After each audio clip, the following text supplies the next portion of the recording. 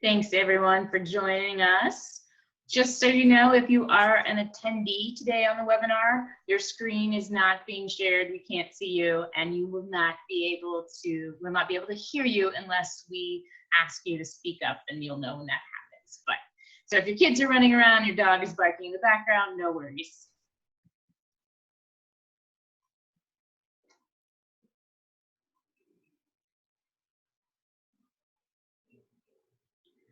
We'll be monitoring the chat this afternoon and also the question and answer. We have folks helping out today to answer any questions that come up and things that come up in the chat. And we will try to take some of those questions throughout the process also.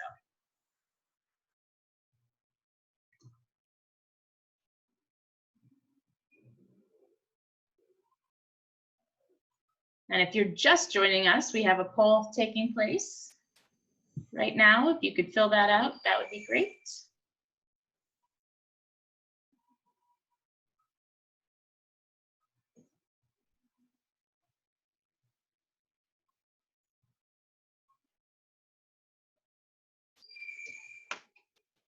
Awesome, we'll go ahead and get started.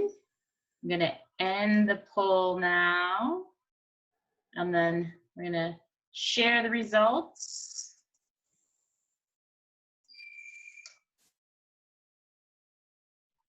So it looks like we have a couple assistant directors on board with us today, a CFO, executive directors, 21% of you, facilitators, 17%, program directors, 31%, other 24%, and an owner on board today. Thank you all for joining us.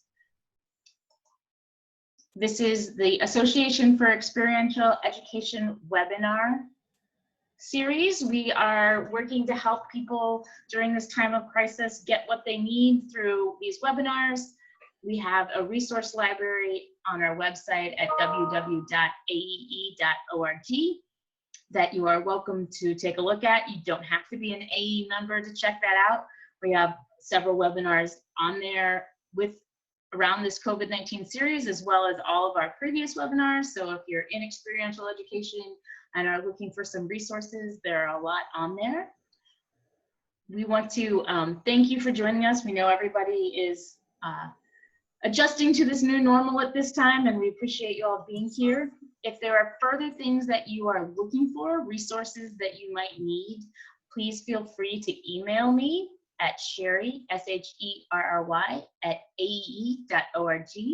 We're looking to keep continuing to provide these webinars, and if there are things that our members and our community needs, we want to make sure we get those to you. So thank you all for being here. Today we have Karen Eber Davis with us. I've had the pleasure of working with Karen previously. She called me and offered to do a webinar for our organization during this time, and she's a great resource, an author, a consultant. She's done some amazing things and has several great books. If you want to check those out, I'm sure she's going to provide her information here at the end for you all. And today we're going to talk about where is the silver lining, finding our way forward in this new normal. And we're going to take some information from you all, ask a few questions on your, you'll be able to raise your hand. And if you raise your hand, we can see that.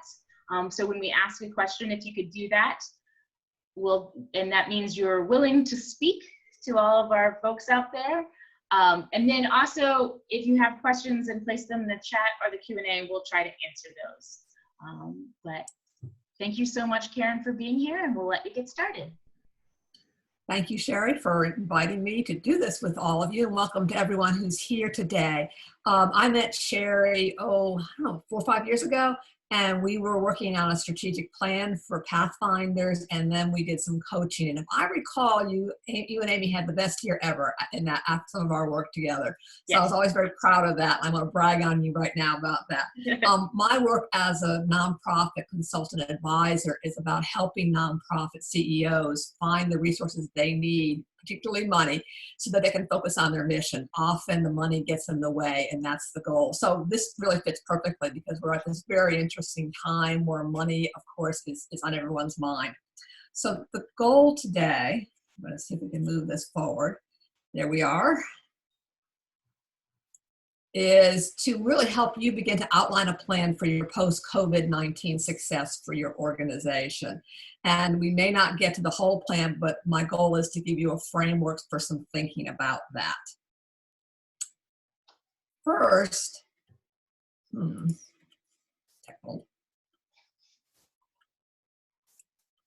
okay, folks, this is where being live is always interesting. What's working? Okay.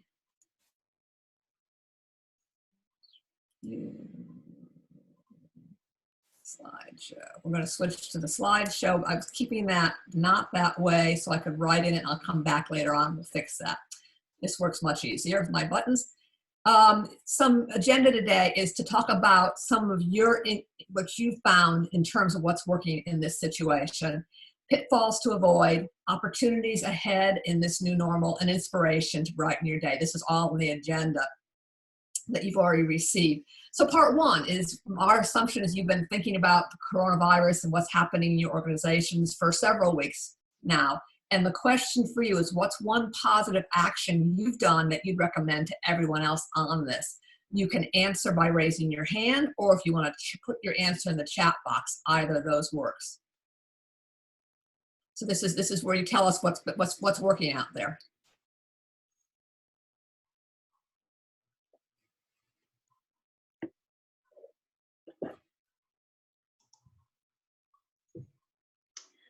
Looks like we have people connecting staff twice a week via video chat, meditation, hosting Zoom calls with our member schools, getting outside every day, another getting outside,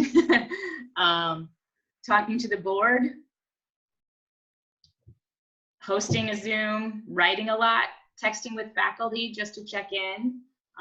Somebody has created online content for their families, walks with dogs, working on alternative ways for my students to work on social and emotional health, transparency and lots of info to the parents of our students for the gap year program, recreating strategies, running, calling my 90-year-old mom, Zoom line meetings and getting outside, continuing projects that I started before the pandemic, and lots of video chats with staff, donors, clients, pivoting to video programs. So we're all going to be video experts as well as enjoying the spring weather that we're having probably throughout the country, which is great. And it's important, this again, we'll collect these for you and get those back to you in case there's an idea you missed. All these activities I want to affirm and celebrate because they are solutions. You are solving some of the challenges you're facing. I particularly appreciated the one about talking to our boards. There was an article in the local, one of the magazines that I get every day that was local about a nonprofit that decided to cease operations. And the next paragraph was the executive director disappointed by that, talking about that. And what he did in those few paragraphs or few sentences is he laid out a plan that I thought as an outside analyst looking at that really laid out that they could keep opening. That they were seeking stimulus funding, they were seeking other funding, they had a social media campaign ready to go when they ready to open the doors again, and yet the board basically, in my opinion, from an outside point, freaked and closed everything down. So keeping in communication that you do have a plan, may not be perfect, may change, but that you are working on things, I think is hugely important for our boards to know, as well as our people who we have on our staff or our facilitators who we want to keep in contact. And that leads me to the next piece. In 2012, like 5 or 6 years after the Great Recession, I did a set of research. I wrote a white paper on what happened to nonprofits in the Great Recession and how they recovered and what they did. And I was really surprised. I was talking to someone and I'd forgotten all about it, and how when I opened it up and read it again, it was like, this is really, really critical information. Because it was 4 years after the Great Recession. What had people done? How had nonprofit leaders helped? I interviewed about 15 nonprofit CEOs and said, okay, what worked, what didn't work? And I will provide a copy of that with my recent footnotes on it to you afterwards. But there was really three things that happened.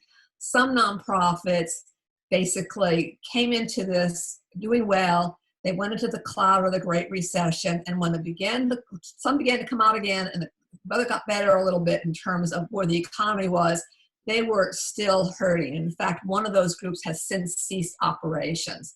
So there was this danger, and there's always this danger when we go into this cloudy, rough economic period, that we could decrease. A second group really in 4 years still remained in the clouds. And that's a concern. I mean, it was better to be in the clouds than out of business, but they really had not recovered. They were really still struggling. They were trying to put some things together. It may have been that if I interviewed them 5 years, they may have been in the sunshine and going up. It may just be taking longer. And they did have plans, and they were active, and they were moving, but they really still felt like wasn't sure they were on good ground. And the third group is this group who came through really in better shape. And this is the invitation and the opportunity I want to give to you today to begin to think about, well, is this even possible? And who knows? We don't have the answer on that in 2020, but it certainly was possible in 2012. And even if you can't quite get up, if you come out even, you'd be doing great. And of course, I'm assuming the question you might have, if you haven't thought of it yet, is, well, what happened to that third group, and how did they get out of the cloud and end up in a better place? It's sort of a summary of what that is. First of all, was the leadership. The leader, the CEO, began to form a vision of where they would be afterwards. And they recognized that there were opportunities in any recession, in any experience. There's something happening that is also an opportunity. We'll talk about those in a little bit, quite a bit. The second thing they did was some of them improvised and some of them innovated to say, okay, what can we do differently? And when you talk about going on Zoom and offering webinars and doing some of these things, you are already in the process of innovating, and you're finding new ways to do things. Some people, some groups, I believe, will begin to do board meetings way more regularly on Zoom than they have in the past. They'll become a tool that we use, or similar things. We'll be changing how often we're in our cars, I hope, and other things like that that are coming, that we kind of are laying the groundwork. We're all getting trained in this now. And the last area that in this cloud people did that was important was they became more professional.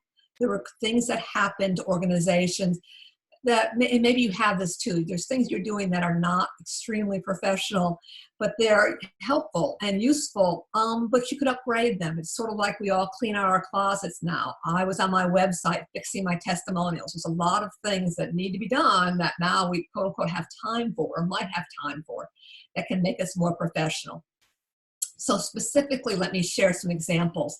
Mary Ruiz, who ran a program that was a residential program for teens with drug issues, she did is something was innovative. She realized, and she had on her wish list, that she wanted to create a hospital without walls program. And she did. She served teenage youth.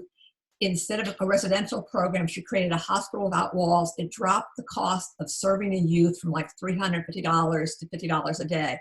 Normally, and under the old system, the funders would never have funded that. But in this case, they were open to it because they wanted the service to continue. So Mary took the time and she innovated something. David, who ran the local Y, didn't do what I call a capital I innovation like Mary did, but maybe a small I. He did a number of things using his space better. One thing he did is he realized he had office space that could be turned into a studio. He moved the people out of the office, got a great rate on where he moved them to because of the marketplace. And he also used that open space to do a dance studio that increased his revenue by $30,000. So 2 examples of innovating inside this cloud that left them in better places. Other people, Pat Mabe, who ran a health center, saw the money coming for different causes that were short term, and she took advantage of that, improved her facility, and began programs that she knew she couldn't keep, but she got the people served at that point using specialty funding and the money that came through, like the stimulus funding. So she looked at opportunities and went ahead and used those to strengthen up her organization. Those are the improve and innovate people. Other people were really more professional. Olivia Thomas, who works with Spark, which is the Rape and Crisis Center, said, you know, our attitude was sort of like, well, our donors are nice and we're glad to have them. But when they looked at the Great Recession, they said, we need to get our act together. And so they became a much more professional approach of honoring and working with their donors, as well as Titus Herman, who works with Southeast Guide Dogs. They were actually felt that that recession was, for them, was a really benefit. Before they went in, they had a strategy. And the strategy called them to work with their donors more and do more marketing. And that was a strategy they ended up using. So they didn't need to change strategy. They just needed to do what their strategy said. And doing so led to a stronger organization than they had been in the past. So that's what I found, that there's definitely things you can do. Lead with vision, look for opportunities, look for ways to innovate and improve things. And how could you be a more professional? What is a professional, high quality nonprofit doing? And how can you be meeting best practices in the field? So this now becomes a chance for you to answer and begin to think about with me what advantages might be developed. It could be activities that you could do, relationships you could start, operations, system-wide. And this is where I'm going to switch into going back, because I want to do a brainstorm with you. There we go. I'm going to escape this and see if I can take your ideas. So this is a chance for you to raise your hand if you want to share an idea, or put it in the chat room. And I want to list some of these ideas here. I've given you one, asking your board for a donation. Asking your board for a donation. If you haven't asked your board for a donation, now is a great time. This is a great excuse, a great reason.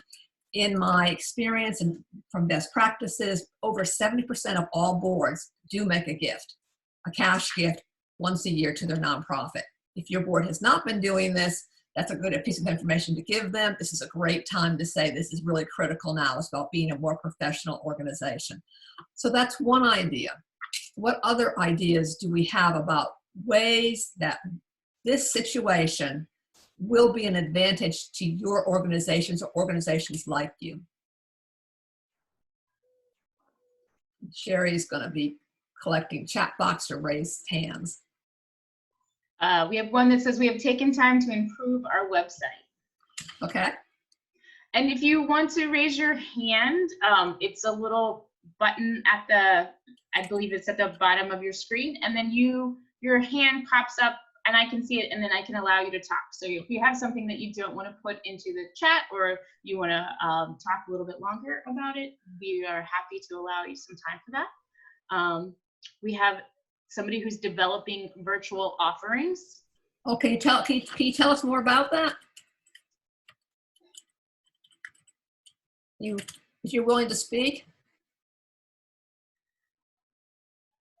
Oh, yep. Jana? Yes, hello. Yeah. Thanks, Jana. Appreciate your braveness. Oh, of course. Yeah, so I work for a study abroad organization, and we are looking into ways that we can offer some of the same experiences, or at least learning outcomes, virtually. So like a virtual remote internship with an organization based abroad, or developing, intercultural modules or virtual guest lectures, that sort of thing. Ooh, I like the idea of doing an internship. Yeah. Never have thought of that. That's wonderful. Thanks. Great, thank you, Jana. We also have focus on writing grant applications, staff bonding. We are able to slow down and focus on why we do what we do. Somebody's holding virtual town hall State of the Union address with our major donors, hosted by the ED and the development director. Ooh, tell us about that if you're willing.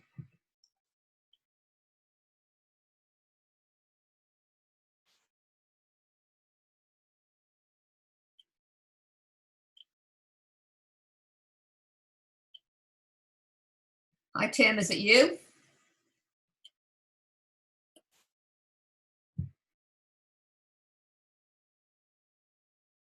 Tim, can you hear us? Might not have his microphone on. Hello, can you hear me? There we Yes. go. Hi, Tim. Hi there. We're a outdoor education center in Versailles, Kentucky, mostly serving trauma-affected populations. Our development director had the idea to just create kind of a soft ask, as it were. It's really not an ask to our major donors. It's just, here's how we're responding. Thank you so much for your previous support. And the hope is that some of those that have supported us in the past and would re-up again in the future right now. That's wonderful, because they get that you need resources, and even just to let them know that you still plan to be in business is real critical. So that to me, one point I would recommend, and what I'm doing too, is to, like, if you have current resources who are funding you, is to affirm them and thank them and let them know that you have a plan. So that's a great example, Tim, of how a way to do it that's creative with virtual town hall. A couple more. We have somebody catching up on writing manuals, forms, and policies.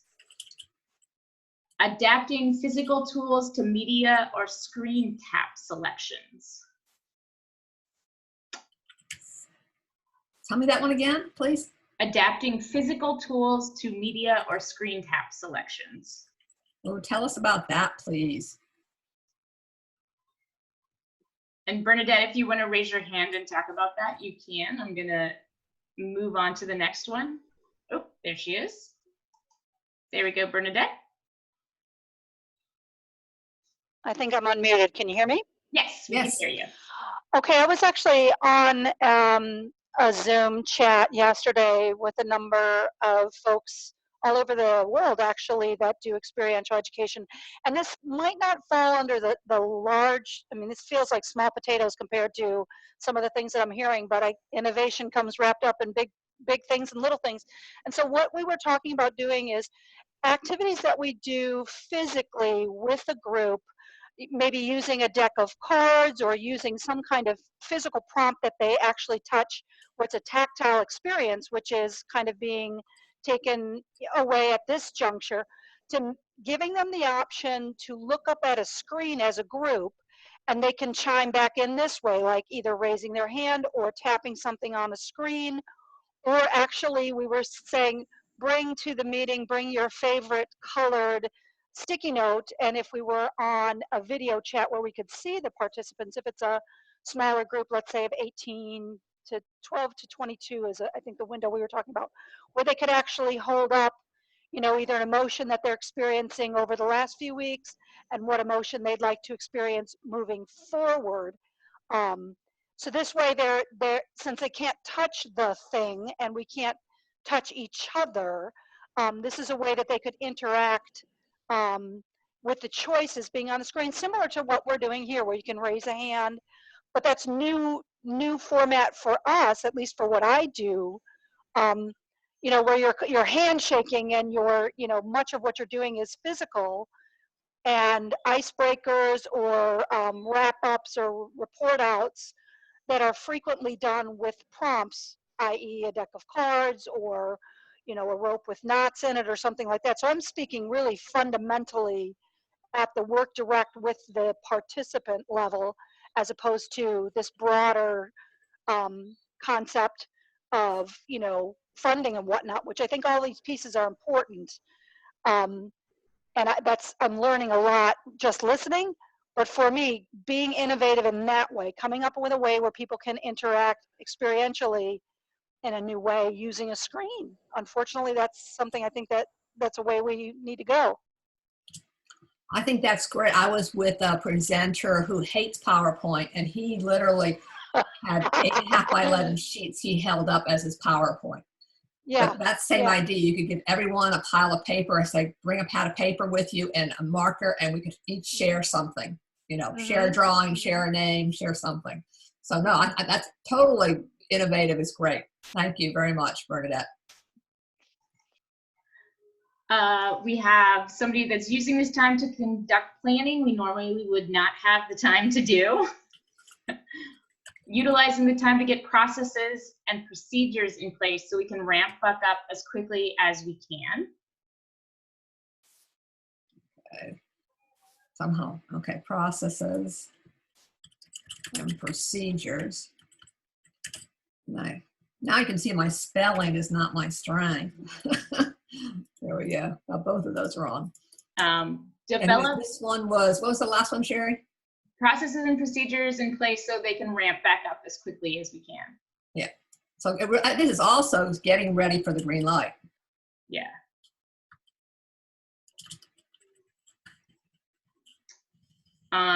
Somebody developed and launched a free online interactive workshop last week. Want to share that? Someone? Yep, there we go, Ian. You should be unmuted now.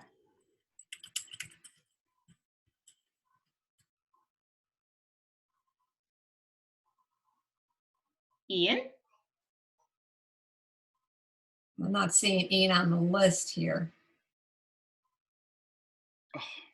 Hello, can you hear me? Yes, thank you.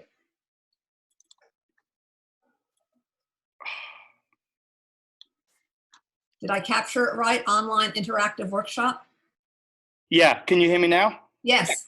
I'm sorry, that was my problem on my end. Yes, so we have a school-based program, so normally it's face-to-face, and we just took the basic elements of it online, and each week we're theming it differently. So the first one was how we share space together, getting 20 people on a Zoom call, but being very thoughtful then with breakout rooms for one-to-one sharing and pairing, and then moving into some slightly larger groups with some drawing activities and just getting people reflecting on how they're adapting to the new normal. So that was last week. Episode 2 is this week. We're building on that, turning fear into courage, because again, as you sense and you look at what's going on in the world, people are now getting more scared about what's happening in the future. So start to flip the narrative around and start to promote courage and hope. And we'll see where next week goes, but we're really trying to react real time to what both our participants in the schools and the public generally are feeling, and come up with some activities to help them work their way through it. That's great. So I like too how you're just, as coming up, you're going to be doing that too. And the creativity about how using space is great. Yeah. Does anyone have any questions for anyone who's already answered? I guess I could go in the chat room too, if someone wants to ask a question to somebody for more information. And Karen, we have lots more responses too. Okay. So, somebody says student projects with organizations. Would they like to share more?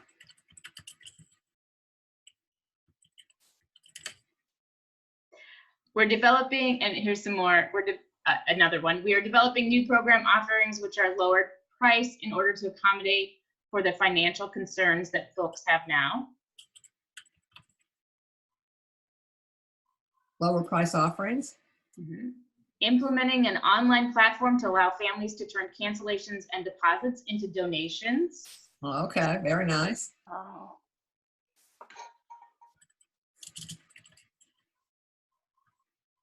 I want to make a comment on that too. I had a question from one of my clients. I've got sponsorship money. Do I need to give it back?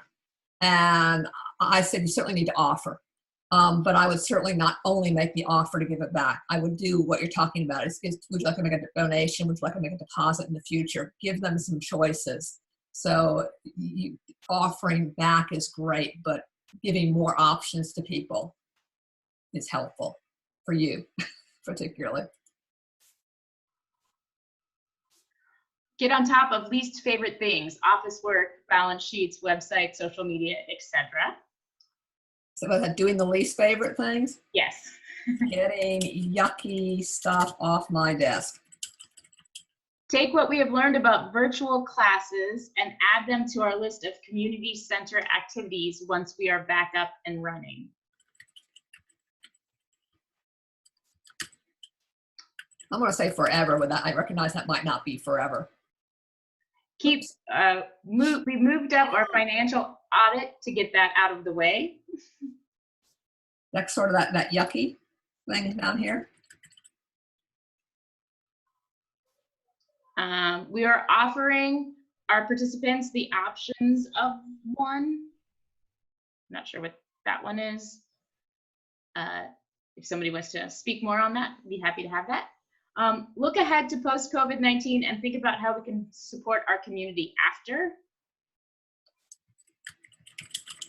Oh, here it is. We are offering our participants the options of 1, making a donation, 2, applying the money to a future program, and 3, a refund. There you go. That's exactly what I'm talking about. That's great. So if you're already doing that, that's super. But again, offering options is good for everybody. And it's a good habit. It's a good professional habit to do. Great. That's what we have. All right. Super. So I want to also challenge you to think about and Sherry had this, and I had this conversation. Are there other areas, these are things you're doing, other areas that you believe after this is over, your organization will stand out as a good solution for?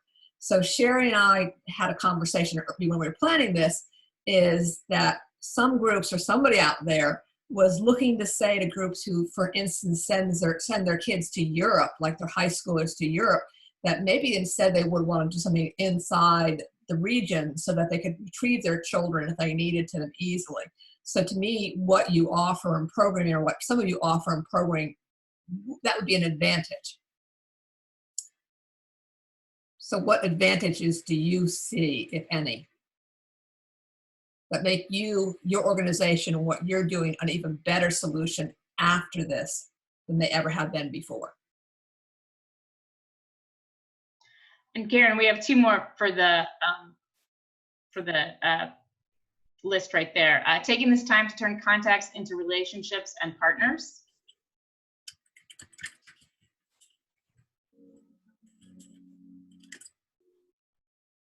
And then assisting other local nonprofits, for example, using our large trucks and vans to transport food for food banks.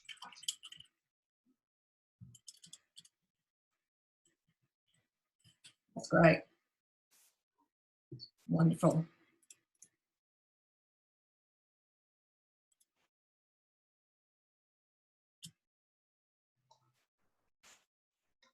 Can you state your question, that last question again, Karen? Sure. The concept is, in any cloudy weather, there's people who have advantages afterwards. So one of the advantages in the nonprofit world would be for people to consider telling people to remember us in our wills. So that would be an advantage that nonprofits, people are thinking about their mortality, and they might be considering their wills. Now, it might not be the best time today to do that, but at some point in the future, if you haven't asked for planned gifts for your 501c3, it might be time to do that, because it has been on everyone's mind in the last 3 months. And people who haven't got a will be working on that. So that would be an advantage. The other, it's like the situation will be, people will have less money, but maybe they'll do things that are local, would be one of your advantages. So it might be that you could turn to local organizations to say, hey, come do a trip with us, come do an event with us. That people who you might not have invited before might suddenly see what you have now in a new light because of what's experienced. My expectation is when we all get out of this, we all really, really want to get together. And so there'll be some opportunities there. So it's more of a statement that's sort of a question. Great, so we have some responses. Our program was school-based, but with school closed, we have put content online for all families in the community to have access to, so more people are able to find out about what we do. Perfect. With virtual programming, we could become a resource for multinational organizations who want to do programs but don't want to spend money on travel.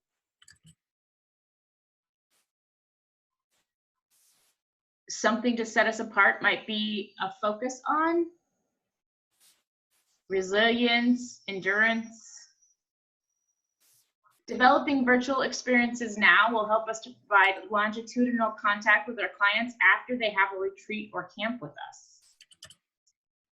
So long-term connections. We hope that providing excellent and compassionate service to our customers right now, even at our own expense, will give us an advantage on the other side. Deeper connections with students.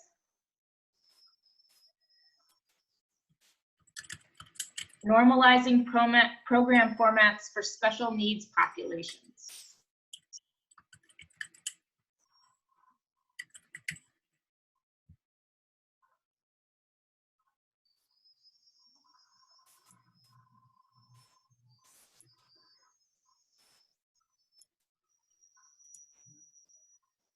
So you've done a great job. This is the mindset that I would want to invite you into, is to be saying, you know, some of these things that are happening, there's ideas here, there's opportunities that haven't been here before, or they're different.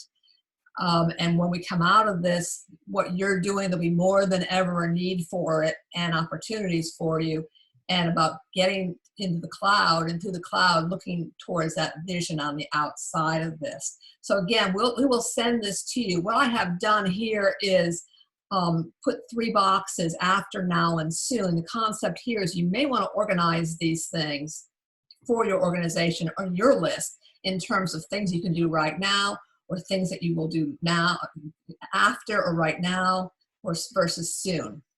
Out of order, but basically now you can do them, or very soon, like 3 weeks from now, and then after, when this really clears through. So the idea is, there's a lot of ideas, so you probably can't do them all, but to organize them in a way that you could get some of these, more of these on your agenda and get things done. So that's a collection of ideas for you. As you move forward, what will support your efforts? I want to make a couple recommendations here. And the first is that time management is always critical. Before we got on, Anna, Sherry, and I were saying we were busier than ever.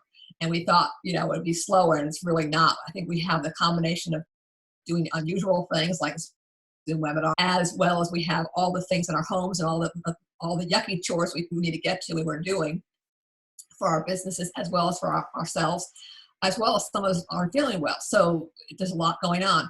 But if you take time out from what you're doing and all the fires and all the emergencies, and spend some time working on planning what you will be doing after, to make sure you get through this in better shape, that'll be well worth your time. The 90-minute concept, if you can get that much, is to spend early in the day as possible 90 minutes on the most important task you have. That means getting up and trying to get that. If you don't get the 90 minutes, that's fine. If the dog needs attention, or you have to go take care of your children. But the goal is to set that time aside to work on not just emergencies now, but the long-term important activities that you're setting up, especially for revenue generation. The second piece of this is, I find working with people, that they need an accountability partner.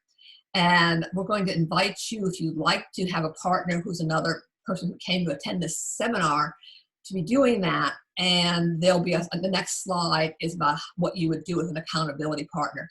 But we find it invaluable when I work with people that we get together, we talk about what we're doing and what our goals are regularly, because there's a sort of that sense of like, oh, I'm going to talk to my friend next week, my accountability partner, and I haven't done anything. I need to get my act together and do it. So that, not necessarily guilt, but that like I'm not going to look bad here, motivation is really helpful to get you to do chores that may be yucky. Resources. Sherry, you want to talk about some resources you have? Yeah, and for the accountability partners, when this webinar is over, there'll be a brief survey. And on that survey, there'll be a question about whether or not you want to be or have an accountability partner. And if you answer that question with a yes, then we will send you an email with information about who your accountability partner is, and then we can give you that resource. So make sure, if you're interested in having one of those accountability partners, that you take a moment to fill out the survey. And also, you can look for an accountability partner in your own community. AE is going to host, and this is part of the resources too, some community forums, just an informal gathering of people who maybe are in K-12 or maybe are in outdoor adventure, people who run challenge courses, and we're going to just set those up as Zoom meetings so you can just get together and talk. So you might find an accountability partner in there, but also use those as resources. I know there's been several questions in the chat that this webinar isn't necessarily covering, but we do have other webinars in our library, and those are open and free to everyone right now. And we are continually adding to that. So we have a lot of resources in webinars on our website right now. We also have created a resource library. And so on the website is a lot of links to a lot of different things, whether it be around the Paycheck Protection Plan, whether it's about how to find grants, whether it's mental health during this time, whether it's how to get your class online and make it interactive and experiential. So we've tried to gather a lot of resources into one place for you all to use. And there's information about nonprofits and all kinds of other things. So AEs work to gather those resources into one place, and hopefully they'll be helpful to you. If you have a great resource that you've been using, please feel free to send that to me, and we'll include that on our website, as well as put it out there with the information coming from this webinar. Or if you want to add it right now to the chat, if you have a resource that you've been using that's been super helpful, please add it to the chat and we can share that out with everybody too. Thank you. I also have a number of resources on my website. If you go into Karen Eber Davis, you'll find it, but it's kedconsult.com. Includes videos, it includes newsletters. I got the 2 books are on there, free chapters from both of them are on the website. So I've been advising nonprofits for over 20 years, and it's one of my jobs is to keep that up to date and not so overwhelming, but there's a lot there for you. So I'm gonna go switch back to the accountability check-in. This is a way to do a 5-minute accountability check-in. You can use it with your facilitators, with your staff, use it with your accountability partner. And the concept here is you could do this even on email. It's quick, it's 5 minutes. You've established a goal, assumably before you start this. My goal is to come out ahead of this and make our organization more professional. The first question you would ask, your accountability question is this goal still relevant? That's a yes or no question. Is the goal still relevant? If it's not, what's your new goal? But is the goal you were working on week to week to week still relevant? Then the next question is, what did you do last week? And this should be the 2 or 3 or 4 items that the person did. And then the next question is, what will you do next week towards this goal? So those 3 things in 5 minutes or less, you can share yours about 2.5 minutes, and the person can go share theirs 2.5 minutes. Will get you down the road on this. It's very, very powerful. It's probably one of the most powerful secrets that I know in terms of helping people, is to know that they're going to be accountable for what they said they're going to do. And it's really, really helpful that both of you have a goal. So I was going to start this with my husband. I was not doing marketing on my book. And I was like, will you be my accountability partner? And I'm like, but you have to tell me what you want to be accountable for too. And he has recently retired, and he wanted to be accountable for writing a list before he went to bed every day about what he was going to do the next day. And I was doing accountability in the book, and that works perfectly. So he can't gig me, I can't gig him, because neither of us are perfect, but we both like want to look good. So we work on that. So very, very powerful tool, using peer pressure in a positive way to help you pick a goal and move forward on it. So that's what accountability partner does and what a quick check-in looks like. Karen, I was going to add that when I was working with you at Pathfinder Outdoor Education, one of the things that always got me motivated was knowing that you were going to call me every week and check in and see what I had done to get to move forward on our plan and what I was going to do the next week. And so it's an incredibly helpful tool. Yeah. You think, oh, I can do this myself. No, you can't. I've tried to be accountable for myself. I know at least I need to be with other people and have that. And I think, first of all, you learn it's hard for them too. So there's some forgiveness in there for yourself, and that's important. And you also learn that you're both figuring it out together, and that you're not, there's the community piece on that. And that's very much about what your work is. And you may even be already using something like this when you do events with other people in terms of your education. But yeah, thanks, Sherry. Appreciate that. Okay, so before we close out, questions and answers and your final thoughts. Has this been useful? Will you be using it?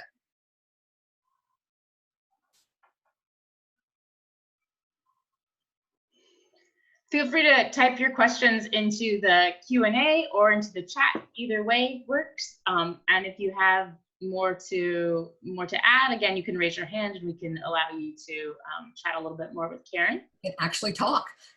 Yeah.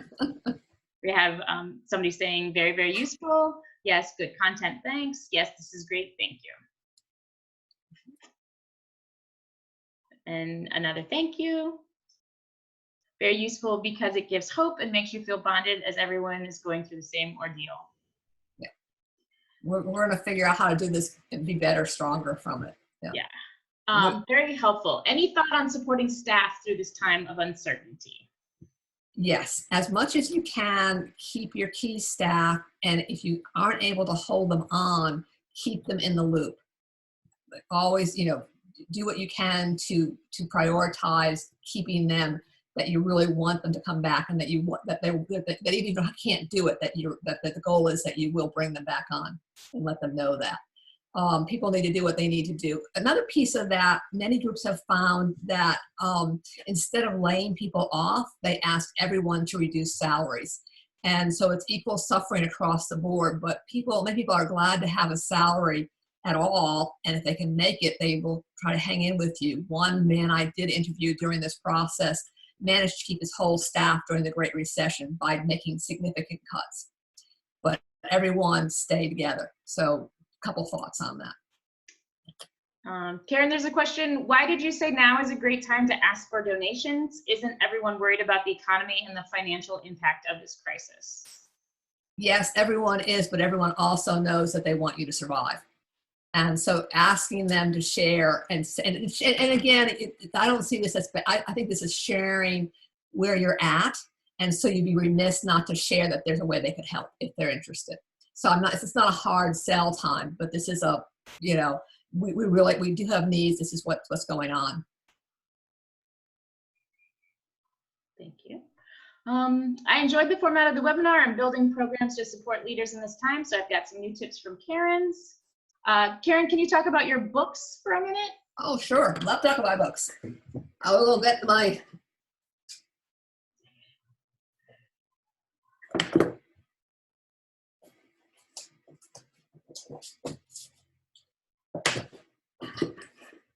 This is my first book, 7 Nonprofit Income Stream. It discusses the different kinds of revenue that nonprofits have. They actually have 7 different streams.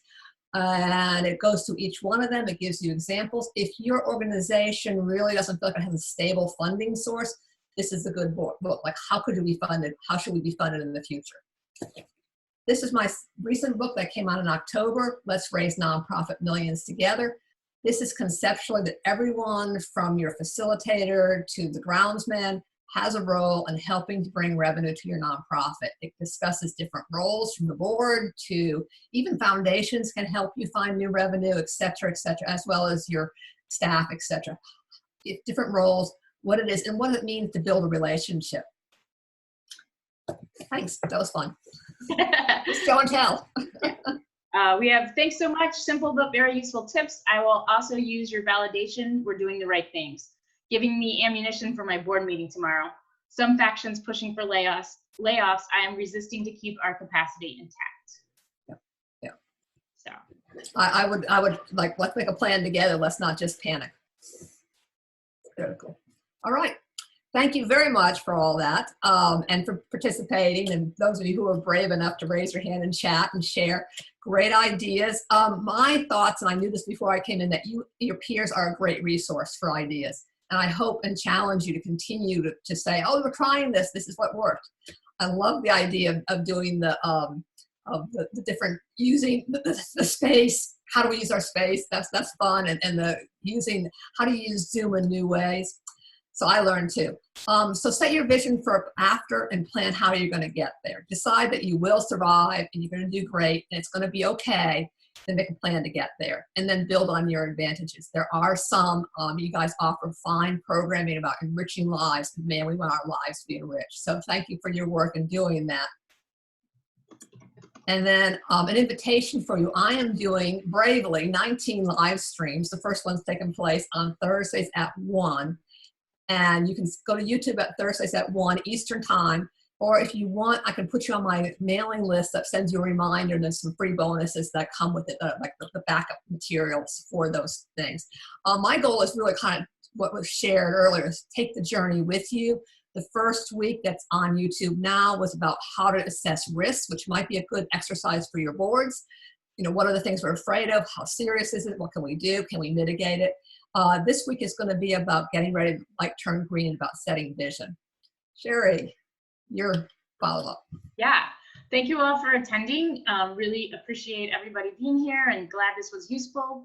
Again, check out our website at ae.org.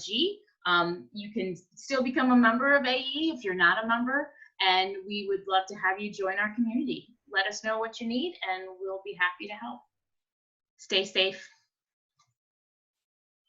Take care.